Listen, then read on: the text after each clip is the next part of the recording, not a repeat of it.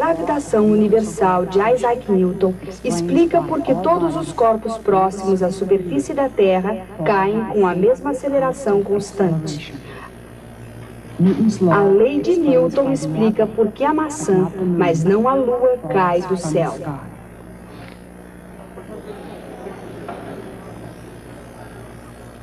Cinquenta anos após a sua ocorrência, Isaac Newton disse a alguém que sua grande descoberta estava relacionada com a observação da queda de uma maçã de uma árvore.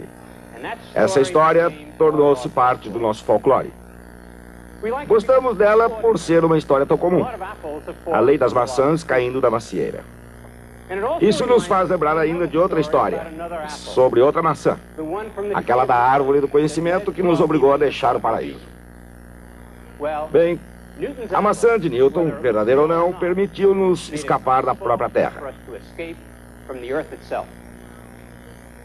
É claro que o grande feito de Newton não foi demonstrar que a gravidade faz as maçãs caírem. Pega lá. É claro que todos sabiam disso. Seu grande feito foi demonstrar de forma prática e matemática que as mesmas leis que explicam por que a maçã cai também explicam por que a Lua permanece no céu. Essa foi a chave para a explicação do universo conhecido naquela época.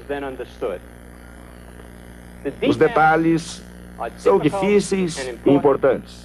Logo chegaremos a eles, mas não hoje. Hoje, gostaria de explicar-lhes como ele inicialmente racionalizou o problema e como provou que estava certo. Obteve uma precisão de 1/20 de polegada. O primeiro 20º de polegada da viagem do homem à Lua.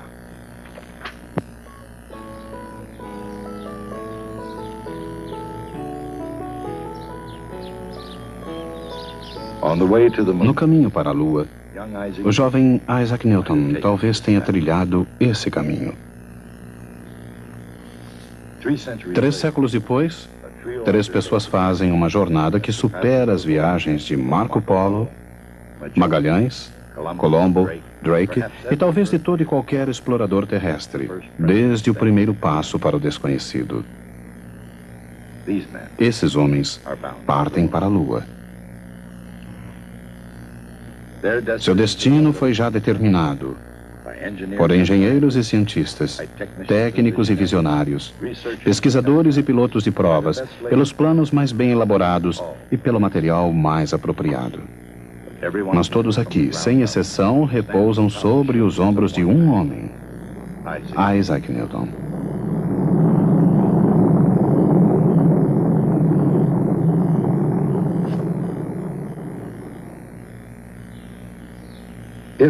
Se é verdade que uma maçã influiu na obtenção da lei da gravidade de Newton, isso deve ter acontecido em Lincolnshire. Naturalmente, a história é escrita com base em muitas suposições. Por exemplo, se Newton não tivesse retornado à fazenda da família em Woolsthorpe Manor, talvez não tivesse descoberto coisa alguma. Isto é, nada além da terrível peste negra de Londres. Em 1665 e 1666, o número diário de vítimas era tão grande que mal podia ser contado. A peste era horrível demais para ser imaginada. As infecções eram epidêmicas, virulentas e totalmente fora do controle humano. Uma doença transmitida dos ratos às pulgas e das pulgas a todos os setores da vida britânica. A peste era capaz de matar 9 entre cada 10 seres humanos. Cambridge, uma comunidade universitária a 80 quilômetros de Londres, não foi poupada da temível doença. A chamada Morte Negra poderia ter levado Isaac Newton. Mas em 1665 ele partiu para as montanhas de Lincolnshire. E nesse cenário bucólico, Isaac Newton solucionou alguns dos grandes mistérios do universo. Para observar o mundo como ele realmente é, Newton teve que adotar uma abordagem revolucionária.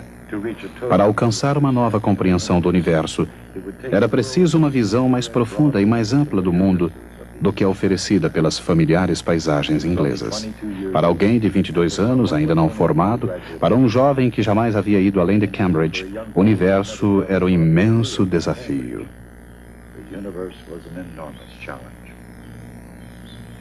Intelectualmente, uma revolução já estava em vigor, e, ao que parece, foi implantada por Nicolau Copérnico. Professor de matemática, doutor em medicina, estudioso de direito canônico da Igreja Católica Romana, Nicolau Copérnico sozinho assentou os fundamentos da astronomia moderna. Na virada do século XVI, depois de ter estudado em seu país natal, a Polônia, na Universidade de Cracóvia, Copérnico deu aulas em Roma. Em 1512, mudou-se para Framburg, na Prússia Oriental, onde praticou medicina e serviu como cônego na Catedral de Framburg.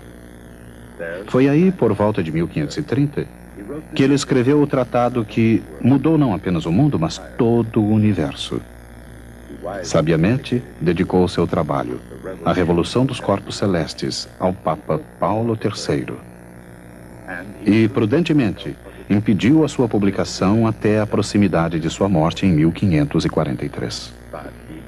Como seu modelo do sistema solar, Copérnico atingiu o alvo, e nenhum poder seria suficiente para jamais destroná-lo.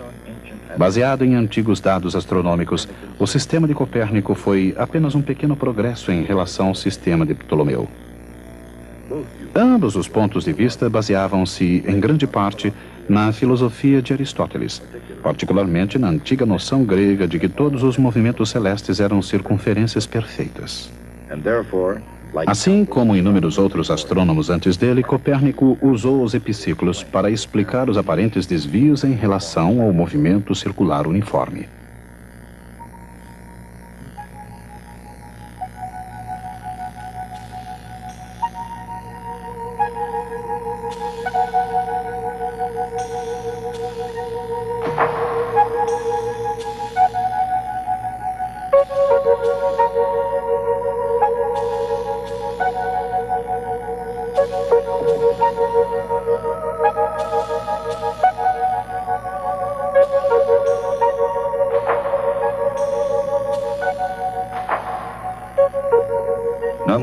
No entanto, Copérnico colocou o Sol no centro do sistema solar e pôs todos os outros planetas, incluindo a Terra, girando em volta dele.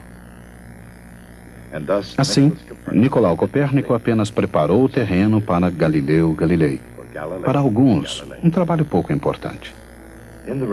Na Renascença, o sistema de Copérnico era um perigo evidente, mas apenas em termos teóricos.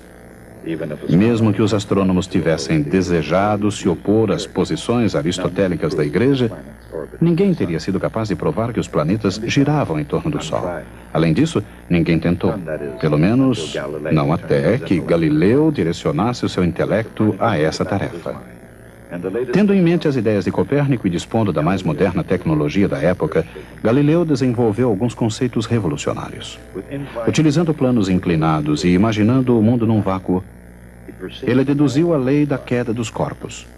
Todos os objetos caem com a mesma aceleração constante. Ao mesmo tempo, imaginando um mundo sem atrito, essas experiências conduziram Galileu a uma outra conclusão extremamente importante: a lei da inércia. Sobre uma superfície horizontal lisa, uma bola em movimento jamais chegaria ao estado de repouso. Como todos os objetos sobre a Terra, ela manteria o seu movimento, a menos que alguma coisa alterasse o seu curso. Com a adoção do sistema de Copérnico e suas descobertas matemáticas em relação ao movimento, Galileu explicou como algumas coisas funcionam na Terra. Seriam necessárias ainda 3 leis para explicar como as coisas funcionam acima e além da Terra. Essas 3 leis foram as contribuições de Johannes Kepler. A primeira lei de Kepler atribuía às órbitas planetárias uma forma nova, não circular, e colocava o Sol um pouco fora do centro. Ele percebeu que um planeta às vezes está mais perto do Sol e às vezes mais longe. De acordo com a segunda lei de Kepler, quanto mais próximo um planeta estiver do Sol, mais rápido ele se movimenta. E quanto mais longe, mais lentamente ele se move.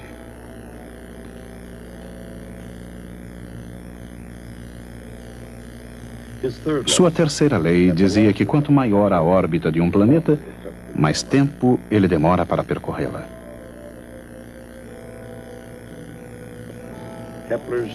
As 3 leis de Kepler descrevem o céu com uma precisão sem precedentes.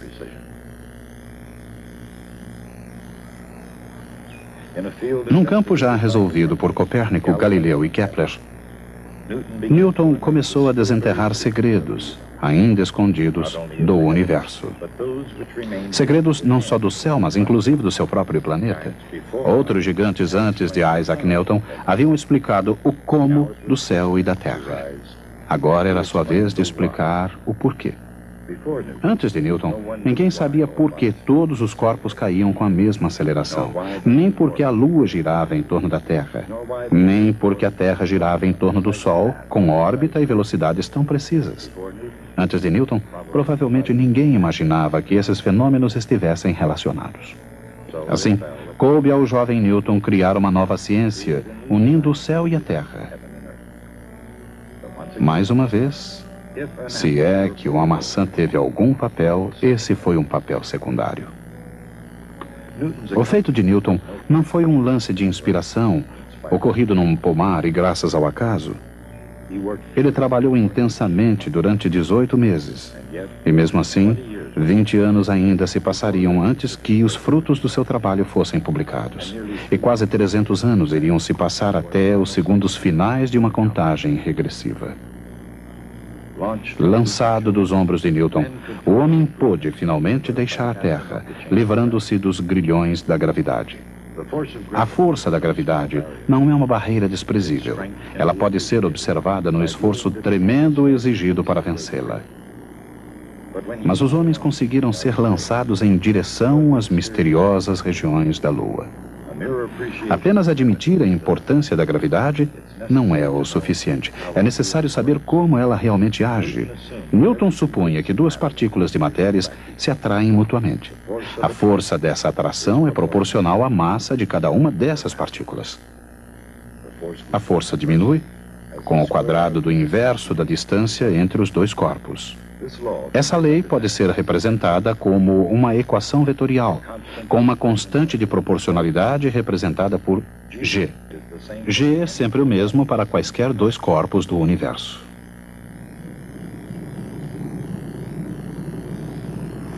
I told Michael you guys are up there, and he said, "Who's driving?" That's a good question. I think Isaac Newton's doing most of the driving right now. Como a força de gravidade da Lua é menor do que a da Terra, na Lua tudo pesa menos do que pesaria aqui. As coisas caem mais lentamente. Quase não há atmosfera na Lua. E todos os corpos, até mesmo um martelo e uma pena, caem com a mesma aceleração. Por quê? Lei de Newton. Ela diz que existe uma força entre quaisquer 2 corpos materiais em qualquer lugar do universo. Portanto, toda partícula material do astronauta é atraída por toda partícula material da Lua. Qual o efeito global dessas forças agindo juntas? Cada corpo atrai o outro, como se toda a sua massa estivesse concentrada no seu centro de massa.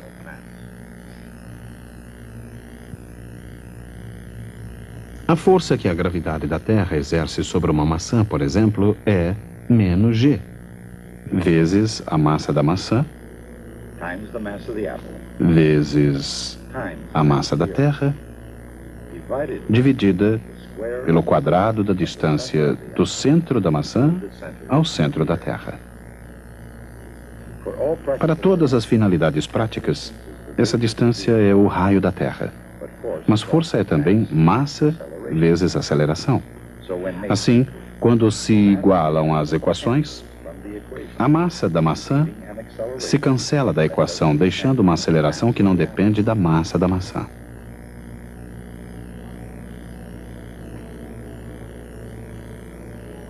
A gravidade tem o mesmo efeito sobre qualquer objeto próximo à superfície da Terra. Meio século antes de Newton, Galileu descobriu que todos os corpos caem com a mesma aceleração constante. Com sua lei de gravidade, Isaac Newton explicou esse estranho fenômeno. A aceleração de qualquer corpo em queda sobre a Terra é g. Ela é igual à constante de gravitação universal, g, vezes a massa da Terra, dividida pelo quadrado do raio da Terra. Essa combinação produz uma aceleração de 32 pés, pouco mais de 10 metros por segundo. Na Lua, também age a mesma força, mas a aceleração é diferente. Ela ainda depende da constante de gravitação universal. Mas agora, a massa é a da Lua e a distância é o raio da Lua. A aceleração de um corpo em queda na Lua equivale a 1/6 da aceleração na Terra. Embora necessariamente interessado na queda dos corpos, Newton tentou explicar algo mais em relação à gravidade. Se a maçã cai na Terra, por que isso não acontece com a Lua? Será que a mesma lei se aplicaria aos dois casos? O argumento de Newton era imaginar alguém que atirasse um projétil horizontalmente de um canhão, por exemplo, de algum lugar bem acima da superfície da Terra. A partir da descoberta de Galileu, Newton já sabia que um corpo que cai de uma altura de 16 pés acima da superfície da Terra chega ao chão em 1 segundo. A distância percorrida por uma bala de canhão depende de sua velocidade. Caso o projétil deixe o canhão a 30 pés por segundo, ela percorrerá 30 pés na horizontal antes de atingir o chão, 1 segundo mais tarde. Mas Newton percebeu que se o projétil fosse disparado com velocidade suficiente, ele levaria mais de 1 segundo para chegar ao chão. A superfície da Terra se curva antes que a bala de canhão possa atingi-la. Na realidade, ele imaginou que uma coisa que se movimentasse com essa rapidez nunca chegaria a atingir o chão e ficaria caindo para sempre, já que o solo pareceria fugir dele curvando-se para baixo. Em outras palavras, a bala estaria em órbita.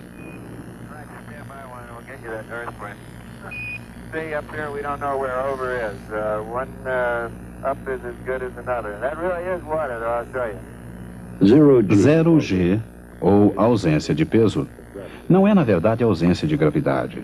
Os astronautas na órbita da Lua estão sustentados pela gravidade, exatamente como a gravidade mantém a Lua em órbita da Terra ou atrai maçãs para o chão.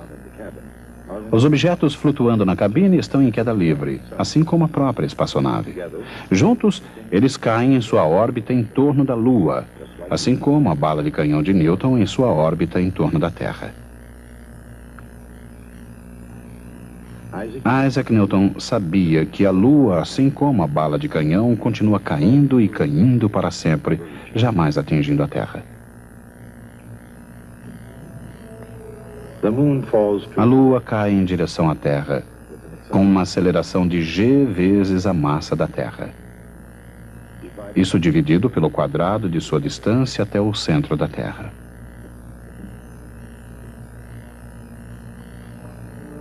A fórmula é a mesma usada para a maçã ou qualquer outro corpo da Terra, com a diferença de que a distância não é o raio da Terra.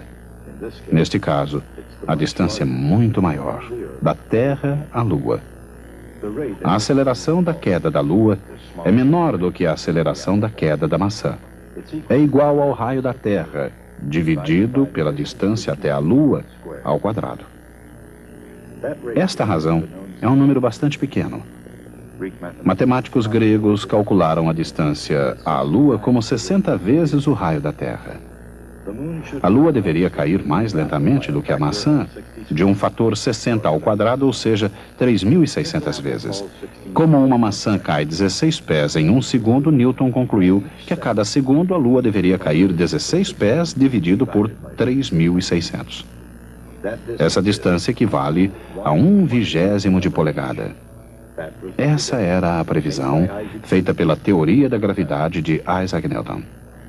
O próximo passo crucial era comparar a teoria com a realidade.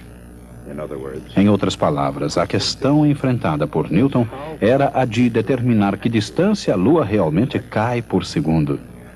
Como poderia ele obter a resposta a partir do que já se sabia sobre a órbita da Lua? Ele sabia que a órbita da Lua é quase circular e que ela percorre essa órbita em quase um mês. Segundo a lei da inércia, a Lua não quer percorrer uma circunferência. Ela quer se movimentar em linha reta, tangente à circunferência. Em um segundo, ela percorreria 40.281 polegadas ao longo dessa linha.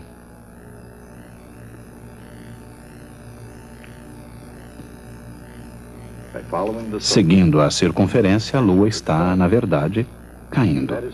Vamos dizer que ela está se afastando da linha reta em direção ao centro da Terra. Essa é a distância que a Lua cai em um segundo. Segundo o teorema de Pitágoras, Rm² mais D² é igual à soma de Rm e Sm². Assim, D² é igual a 2RmSm mais Sm², uma quantidade tão pequena que podemos ignorar. Considerando o tamanho de Rm e D, Sm é 1/20 de polegada. Que enorme importância para o mundo passaria a representar esse 1/20 de polegada. A ideia de que os corpos poderiam cair eternamente sob a influência da gravidade foi comprovada por uma notável concordância entre teoria e observação. A prova, aquele 1/20 de polegada, explicaria na prática e na teoria os mistérios da queda dos corpos de Galileu e os movimentos celestes de Johannes Kepler. Mas, por mais maravilhoso que fosse esse segredo, outros 20 anos se passariam antes que Newton decidisse compartilhá-lo com o mundo. De qualquer maneira, naquele momento e com esse resultado, esse 1/20 de polegada, Newton sabia que tinha em mãos o segredo do universo mecânico. Ele dera o primeiro passo no caminho que nos levaria ao espaço e à Lua. I told Michael you guys are up there, and he said, who's driving? That's a good question. I think Isaac Newton's doing most of the driving right now. De acordo com a lei da gravitação universal de Newton, a força gravitacional entre dois objetos quaisquer é proporcional ao produto de suas massas e inversamente proporcional ao quadrado da distância entre eles. A lei de Newton explica por que todos os corpos caem com a mesma aceleração próximos da superfície da Terra. Juntamente com a lei da inércia, ela explica a órbita da Lua e os movimentos de todos os corpos celestes.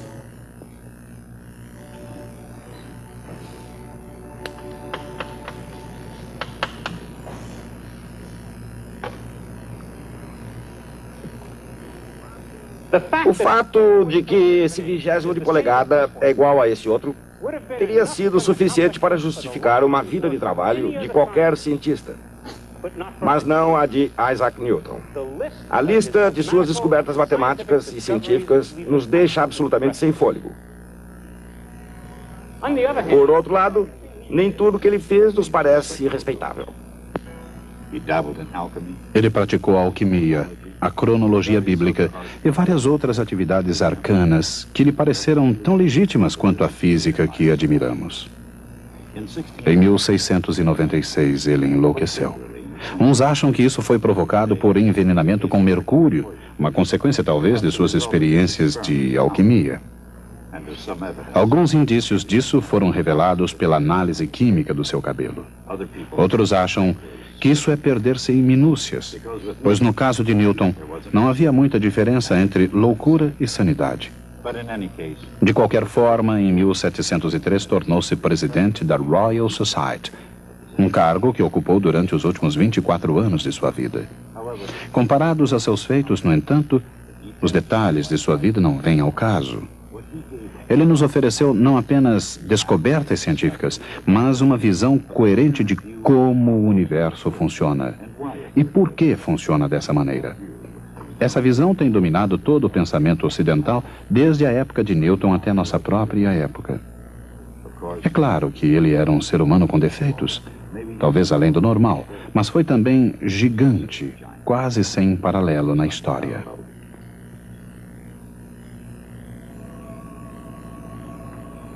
Em Dom Juan, Lord Byron escreveu: quando Newton viu a maçã cair, ele descobriu naquele breve momento de contemplação uma maneira de provar que a Terra girava no mais natural redemoinho chamado gravitação. É o único mortal capaz, desde Adão, com uma queda ou com uma maçã. O homem caiu com uma maçã e com uma maçã se reergueu. Se isto é verdade, devemos analisar a maneira pela qual Sir Isaac Newton foi capaz de descobrir todos os segredos da mecânica. E dentro em pouco, motores o conduzirão até a Lua. Steam engines will conduct him to the moon.